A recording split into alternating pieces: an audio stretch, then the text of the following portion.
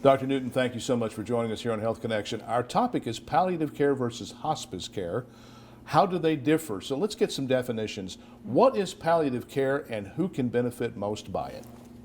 So palliative care is a layer of care that is added to somebody that is already getting traditional care. It's something that it's important to understand is added and not something that's in substitute of. And people that get palliative care are normally people that have a diagnosis of a serious or life-threatening illness.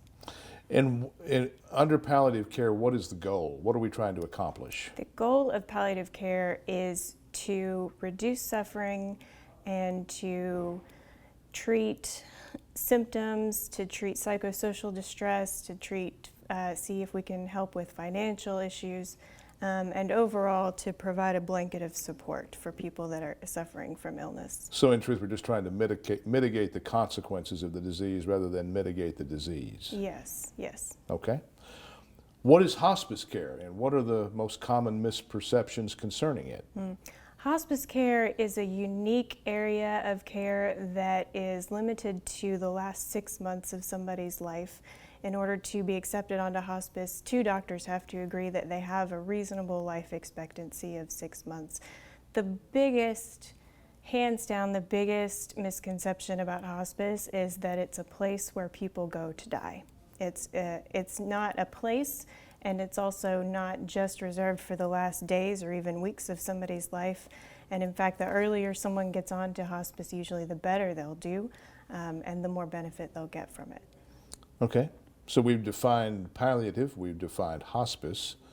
What are the primary differences between those two that people need to understand in order to make an informed decision? The biggest differences between palliative and hospice care are that hospice care has a shorter life expectancy. Palliative care is not limited to any certain amount of time. Palliative care can be added to somebody's care that they're already getting. It's best to think of palliative care as a specialty that you get referred to in addition to treatments that you're already getting. And hospice care is different in that they take over care. When you go onto hospice, they become your primary care provider. They do medications, they can do workups if they think that's reasonable, and they are the primary decision makers as far as care. Are there any areas that are common to palliative and hospice, and if so, what are they? Yes, the biggest area that's common to both is that these areas concentrate a lot on symptom management, and both have a team approach to care, meaning that they look at the whole person and not just the disease, and they look to see if there's other things causing distress besides just physical symptoms. They look for financial burdens, they look for emotional or spiritual burdens as well. Today, most people are familiar with hospice care. They know how to access it either by facility name or through a physician referral. But how do patients and their families access palliative care, and who and when do they ask for it? Palliative care is accessed in the same way that any other specialty would be accessed. It's usually through the primary care provider. And it's as simple as asking your primary doctor for a referral, which gets put in the system, and then they come see us in our clinic. We have a unique system here where we actually do outpatient palliative care as opposed to inpatient. And so we have our own clinic where we see people, they come to us and we see them when they're here to see their other doctors. Who's on a palliative care team, and does it differ from hospice care? That aspect of it is largely the same. On our team here at UT, we have a physician, a nurse, we have a chaplain, we have our own social worker, we have a psychologist that's kind of part-time, and we have an administrative person that helps us.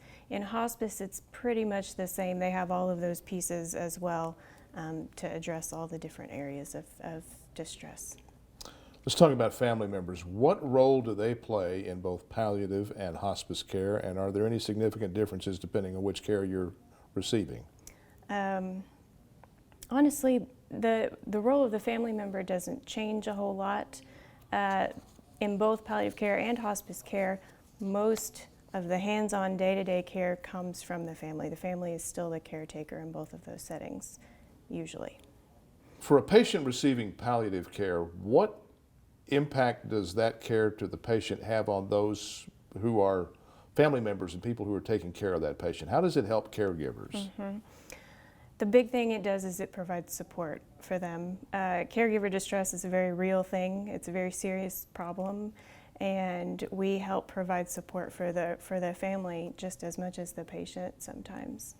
Can someone be under both hospice and palliative care simultaneously? They cannot. No, the guidelines of Medicare say that once you go into hospice, they take over care and you don't continue to see your other doctors, including palliative care physicians. And so we sometimes will transition people to hospice care if that's appropriate, but you can't see us both at the same time. We know that most insurance plans, Medicare and Medicaid, cover hospice care, but what about palliative care? Is that covered as well? Yes, it is. Insurances, we bill insurances just like a cardiologist or a pulmonologist would bill for specialty services, and insurance usually covers. Your specialty is palliative care. What do you want most for people to know about it? I think the big thing that I want people to understand about palliative care is that it's not something to be scared of. It's